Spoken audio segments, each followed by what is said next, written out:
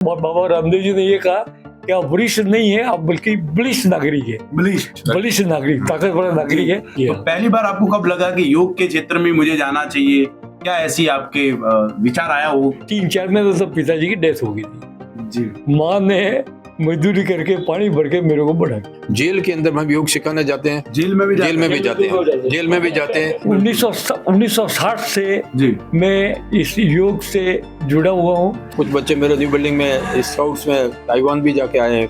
RD parade Delhi भी भाग लिया उन्होंने। बच्चों के साथ मुझे योग करने का बहुत ही आनंद आता है और गणपत सिंह के साथ जब स्कूल में जाते बिल्कुल बच्चे बन जाते हैं। तो सर क्रोध पर कंट्रोल करने के लिए, इस पर करने के लिए क्या सर क्रोध पर कंट्रोल करने के लिए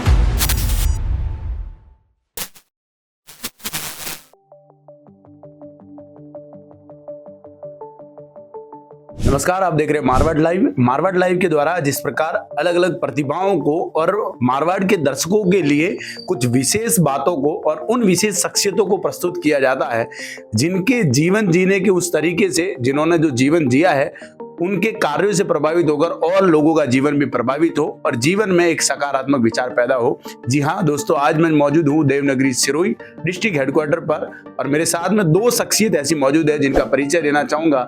एक शख्सियत जो है जिन्होंने अपनी सरकारी सेवा जो थी, सर्विस उन्होंने पूरी की, उसके बाद में योग के क्षेत्र में सिरोही और आसपास के गाँव में हर जगह जाकर लोगों को योग के बारे में, आयुर्वेद के बारे में जागरूक किया और बहुत से स्तर पर उनको मान सम्मान प्राप्त हुआ।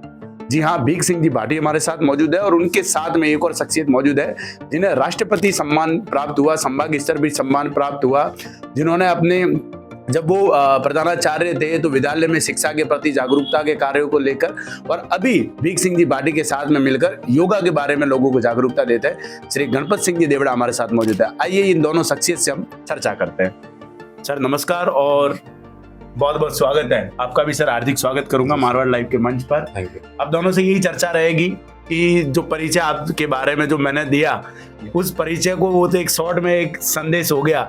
अब उसको अपन डिटेल में अगर चर्चाएं करें तो सबसे पहले मैं जानना चाहूंगा सर, आपकी उम्र अभी क्या होगी? सर मेरी उम्र इस समय 78 है।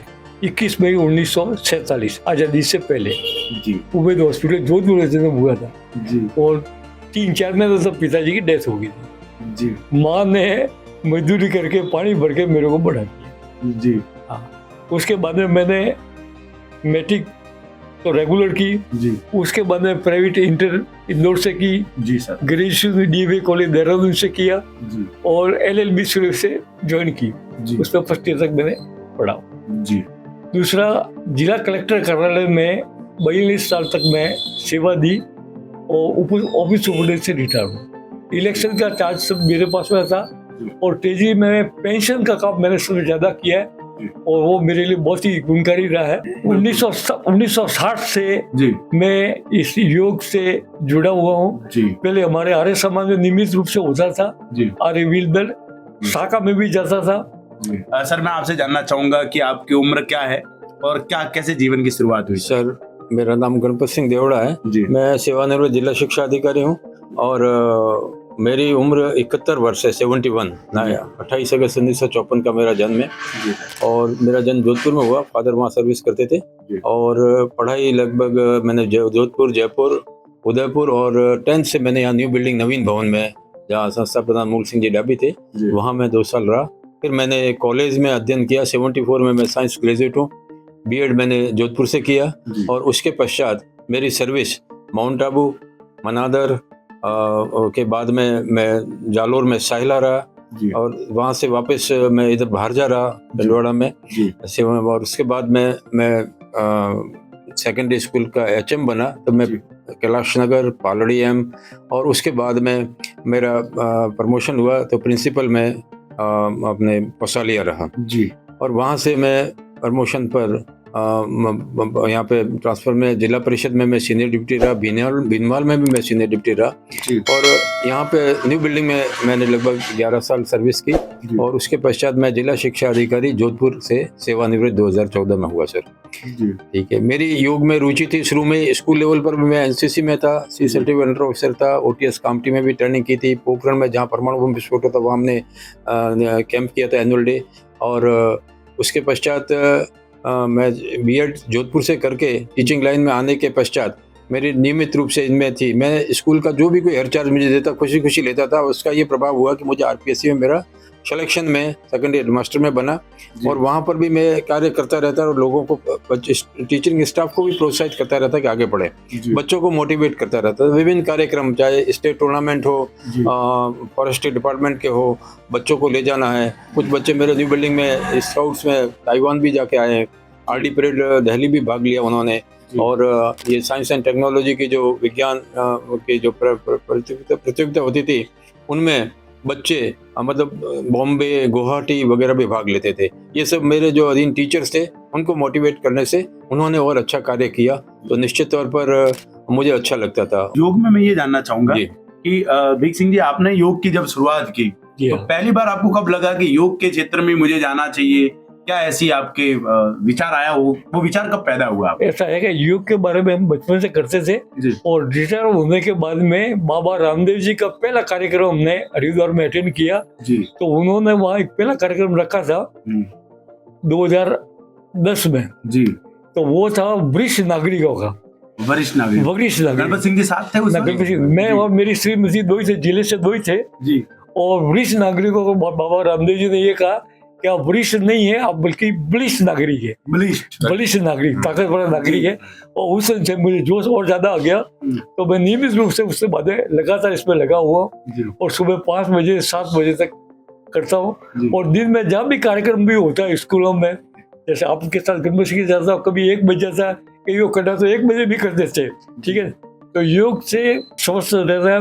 दूसरा योग के बारे में ये है कि प्रशासन में जितने भी प्रशासनिक अधिकारी थे उस समय हमने उनको योग सिखाया। इसके अलावा पुलिस लाइन में योग सिखाया और जुडिशियल में जितने भी जुडिशियल के अधिकारी थे उनको भी सिखाने का हमको सौभाग्य मिला।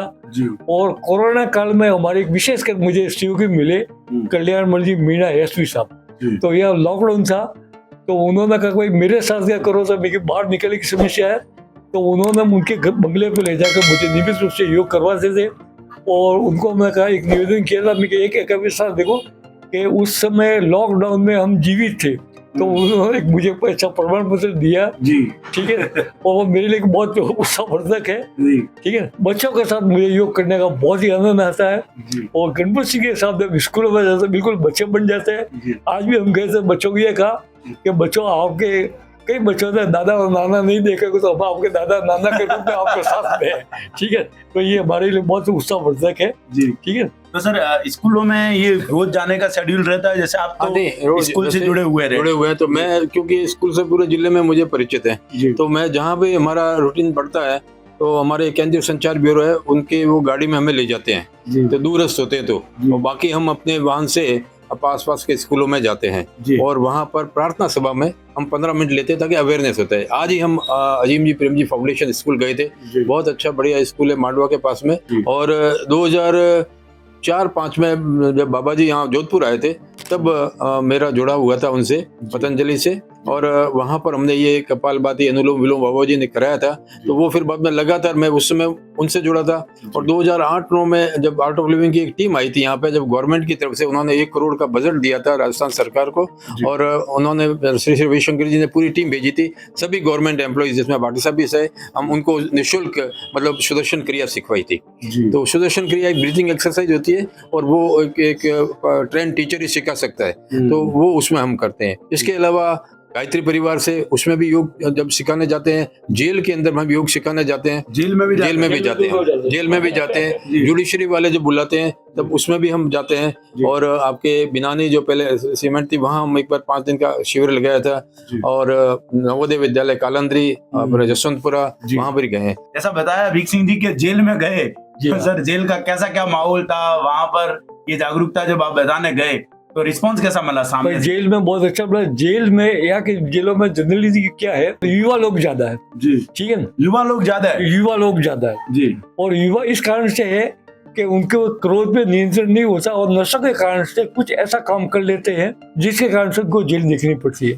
तो हम उनको योग करवा के ये सिखाते हैं कि आप ध्यान करो और क्रोध पे आप नियंत्रण करोगे तो आपकी सारी समस्या का निराकरण हो जाएगा। कितने लोग वहां पर शामिल हुए थे आपके? वहाँ करीब 150 लोग शामिल हुए थे। 150 लोग। 150 लोग। आपकी उम्र के भी कोई वहाँ लोग? नहीं, मेरे उम्र वाले नहीं है, अधिकतर युवा ही है। और ज्यादा उम्र वाले 50 से ऊपर वाले कोई 5-7 ही मिलते हैं, बाकी सब युवा ही मिलते हैं। तो सर क्रोध पर कंट्रोल करने के लिए, इस पर करने के लिए क्या सर? सर क्रोध पर कंट्रोल करने के लिए सबसे उपाय ध्यान, मेडिटेशन है सर। ध्यान एक ऐसी मतलब टूल है जिससे हम क्रोध को कर सकते हैं। इसमें कुछ नहीं करना पड़ता सर, 15-20 मिनट आप बिल्कुल शांत बैठ जाइए। इसके 3 प्रिंसिपल है, अकिंचन, अचाह और अप्रयत्न।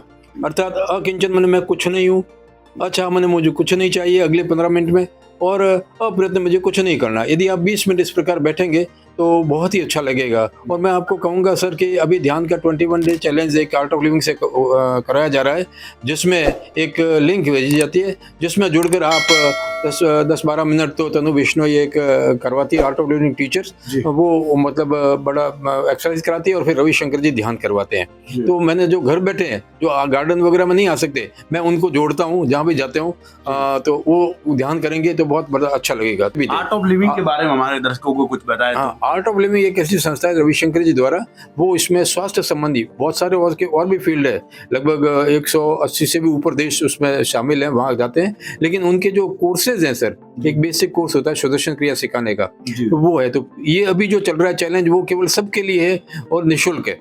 तो उससे हम जुड़े और ये ध्यान के अभ्यास करें, और फिर बाद में इनके कोर्स होते हैं। हमारे यहाँ भी टीचर हैं, आबू रोड में भी संगीता जी हैं, बहुत सारे टीचर्स हैं, पिंडवाड़ा में भी एक मैडम टीचर हैं, तो वो इससे जुड़े हैं। वो एक 5 दिन का कोर्स लेते हैं, कुछ उसके शुल्क है, और उससे हम सीख सकते हैं सुदर्शन क्रिया। योग करने से विशेषकर युवा से मेरा निवेदन है कि युवा आजकल नशा पशा में ज्यादा बिगड़े हुए हैं।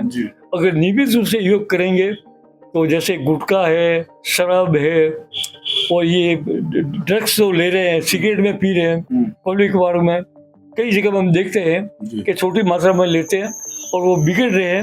नियमित रूप से अगर योग करेंगे तो ये उनका नशा बिल्कुल नशे से मुक्त हो जाएंगे और उनका भविष्य बन जाएगा। और पढ़ाई में भी अपने क्षेत्र में पढ़ाई हो, कोई भी क्षेत्र हो, व्यापार हो, धंधे में, उसको जरूर सफलता मिलेगी। कि राष्ट्रपति सम्मान और संभाग स्तर पर जो सम्मान प्राप्त हुआ, उसके बारे में हमारे दर्शकों को आप जानकारी प्राप्त करवाएं कि ये कौन सा, ये वो जो पल था और ये किस कारण ये आपको उपलब्धि प्राप्त हुई। सर मैं जब पालड़ी में हेडमास्टर था, तो हमारे एक एडीओ साहब होते थे सुभाष मिश्रा, उन्होंने मुझे कहा कि सर आप एक फॉरेस्ट का एक शिविर करवाओ। तो एक मैंने पर्यावरण दिवस का कराया था, उसमें पूरे जिले के बच्चे आए थे। तो उन्होंने उनका बहुत अच्छा शिविर कराया। उन्होंने कहा कि खाना बढ़िया बनाना बच्चों को, मैंने बढ़िया खाना दिया, उनको भ्रमण भी कराया, और बाद में पोस्ट कार्ड, अकेले बच्चे आए थे, पोस्ट कार्ड करके उनको कहा कि आप प्रार्थना स्थल में जाके इस शिविर के बारे में बताना। तो उसके बड़े अच्छे रेस्पॉन्स मिले थे। उसके पश्चात मैंने 10,000 की नर्सरी लगवाई थी, तो और 2 कमरे बनवाए थे। तब मुझे पहली बार एक डिस्ट्रिक्ट लेवल का सम्मान मिला था। तो मुझे अच्छा लगा। मैंने कहा कार्य करने से सम्मान मिलता है तो कार्य और अच्छे ढंग से, उत्साह मिला मुझे।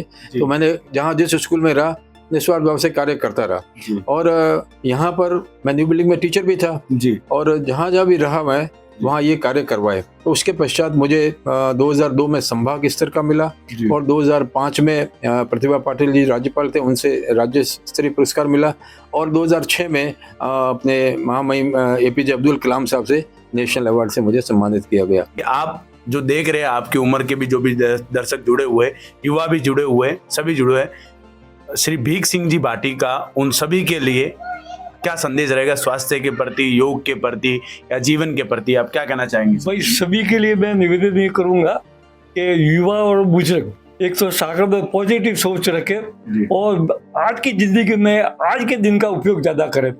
पूर्व की भ्रांति भी छोड़ देवे, पुराने विचारों में जो बने हुए कि मेरे क्या होगा तो वो छोड़ देवे, और आज के दिन का ज्यादा ज्यादा उपयोग करें, और हंसते रहे, खुश रहे। और अधिक से लोग बागे सीरियस होकर रहते हैं, वो उनका बीमारी का कारण है। खुश रहेंगे, हंसेंगे, और चेहरा पर कभी मुस्कान रहेगी तो दूसरे लोगों को भी आनंद आएगा। सबसे बड़ी बात है कि जो स्थान पे पैदा होता है, अपने जैसे सिरोही जिले में मक्का है, बाजरा है, पिंडवाड़ा क्षेत्र वाले सब साथियों को कहूँगा कि मक्का इस मौसम में ज्यादा खावे, प्रकृति वही अपना दे रही है। इस सिरोही से आगे वाले क्षेत्र में बाजरा खा रहे हैं, और जो इस मौसम में सब्जी फल जो भी आ रही है, जैसे अपने यहाँ इस गेहूं के साथ में एक सील की सब्जी होती है, सील को खावे, जी। मूली खावे, गाजर खावे, ये कोई नहीं कि बादाम खावे, जी। आंवला खावे। दूसरा है जिसको अपन जम्पर कहते हैं, अमरूद, उसको खावे, पपीता खावे, जो हल्की से हल्की सी चीज अपने उपलब्ध सस्ती मिलती है। और सबसे बड़ा इस मौसम में मेवा के रूप में आपको कहूंगा कि खजूर का ज्यादा उपयोग करें। आपको खजूर के कारण से शक्ति मिलेगी और डायबिटीज वाली सब दूर भागेगी। और आप स्थानीय जो पैदा होती है उसको करें और अपने मेहनत का काम जरूर करें। जैसा अन्न वैसा मन, वैसा होगा तन। तो श्री भीख सिंह जी भाटी के धर्मपत्नी हमारे साथ में मौजूद है और इनके बारे में एक बात जो थी दर्शकों वो भी मैं आपको बताना चाहूंगा। देह दान के बारे में जो जानकारी हमें प्राप्त हुई थी, तो ये बात सही है? बिल्कुल सही है। सभी तो सब दोनों डिस्कस किए, नरेंद्र भी आ जा, मतलब उसमें क्या है, परिवार डिस्कस करते हैं तभी वो मान लेते। तो कलेक्टर साहब तो आपके कितने बच्चे हैं? मेरे अभी तो ये है, एक तो बालिक है वो बाहर रह रहा है जी। और ये छोटा है और ये श्रीपति जी, 2 बच्चे और 1 बच्ची है। शुभ नाम आपका? ललिता जी पाटिल। ललिता जी योग वगैरह ये करते हैं, तो आप भी साथ में योग करते हैं सुबह? सभी के सभी चीजों जी। पहले हमारे 4 बजे से लगते हैं, अब 5 बजे से। अब 5 बजे से? 5 बजे से पहले उठते हैं हम। हाँ। 4:30 बजे उठ जाते हैं। उसके बाद में हमारे निवृत्त होके सब योग में लगते हैं। सब योग में लगते हैं। लगभग कितनी देर का योग चलता है फिर? मैं तो करीबन 1.5 घंटा करती हूँ। लगभग 1.5 घंटा चलता है। वो रामदेव जी के साथ में हो जाता है। जी। टीवी लगा के साथ में हो जाता है। फिर हमारे मेडिसिन है ना, तो उसके बारे में भी हमें जानकारी तो होनी चाहिए ना। जी। तो उसके बारे में मैंने आते ही ये देखा, ये जो आयुर्वेदिक सभी है जो पतंजलि से, अभी तो बहुत कम कर दिया इसको। जी। तो जैसा कि इनके देह दान के बारे में जो जानकारी मिली, तो ये कब किया, कब हुई जानकारी, ये कब मिली और ये विचार कब आया सर? विचार आपका ही विचार था? मेरे विचार था ये जी कि भाई मेरे पास कोई सब कुछ दे दिया, समाज ने दे दिया है, तो मेरा भी कर्तव्य के समाज को दो। और शुरू वजह से मेडिकल कॉलेज खुली है तो बच्चे भी सीखेंगे भाई ये, ठीक है। मरने के बाद में तो बिल्कुल मिट्टी के बराबर है, इसलिए शरीर किसी के काम में आता कोई भी अंग, तो उसके लिए हम दोनों को प्रेरित किया। पहले तो विचार किया इन्होंने, मैंने कहा भाई 10 करोड़ दोनों कलेक्टर के पास लेके गए और कलेक्टर ने स्वीकार कर दिया और हमारे घोषणा कर दी उन्होंने। जी, देह दान की घोषणा कर दी आपने। देह दान की, नेत्रदान की सबने कर घोषणा कर दी है। नेत्रदान की आपने? सबने कर दिया। देह दान मुझे भी देना है अभी। अभी आप देह दान का विचार कर रहे हैं, नेत्रदान का आपने नहीं, वो फॉर्म तो भरा है जी, पर देखो कर लेंगे अभी, जल्दी से जल्दी करते हैं। इस प्यारे परिवार के साथ में हम बैठे हैं और इनके भीख सिंह जी के सुपुत्र हमारे साथ मौजूद है। शुभ नाम सर? नरेंद्र सिंह भाटी। नरेंद्र सिंह जी, पापा के साथ आप भी योग वगैरह? बिल्कुल जी। पर जो आयुर्वेद के बारे में जो जानकारी है, आयुर्वेद में ऐसा यूं है कि आयुर्वेद में जितनी भी दवाइयाँ वगैरह है, मतलब कि जैसे कि बोलते हैं एलोवेरा है, आंवला जूस है, ये जैसे क्या बोलते हैं गिलोय जूस है, ये सब अलग अलग बीमारी के रूप में हम में आती है। जी। तो पिताजी जब कहीं भी जाते हैं बाहर, तो आप साथ में जाते हैं उनके कई बार? जी, मैं कई बार साथ में भी रहता हूँ और कई बार अकेले भी जाते हैं। जी। तो जो देह दान का जो विचार था, तो उस वक्त क्या घर पे क्या माहौल था? आप भी तुरंत तैयार हो गए थे? क्या विचार था, क्या नहीं था? मेरे को पहले पिताजी ने बोला कि मैं देह दान कर रहा हूँ, ठीक है ना, तो आपकी क्या राय है? फिर मैंने सबकी राय सहमति हो गई, तो फिर मैं भी पीछे नहीं हटा। मैं कहा कर लो, अब आपकी इच्छा है तो कर दो। जी। नशा मुक्ति के बारे में क्या विचार आपका? नशा मतलब जैसे कि सिरोही के अंदर ड्रग्स है, ब्राउन शुगर है, अफीम है, गांजा है, इसमें कोई पुलिस प्रशासन वगैरह किसी प्रकार का कोई सहयोग नहीं कर रही है। जी। मैं भी कई बार खुद एसपी साहब को अवगत कराता हूँ, जी, उसके बाद में भी वो कोई कार्रवाई नहीं हो रही है। उसको जल्द से जल्द रुकवाने की कार्रवाई जी। दवाई है छुड़वाने के लिए, नशा छुड़वाने के लिए दवाई भी है और बहुत कुछ अच्छी जानकारी मिली। तो आप सभी का मारवाड़ लाइव से जुड़े रहने के लिए बहुत बहुत धन्यवाद।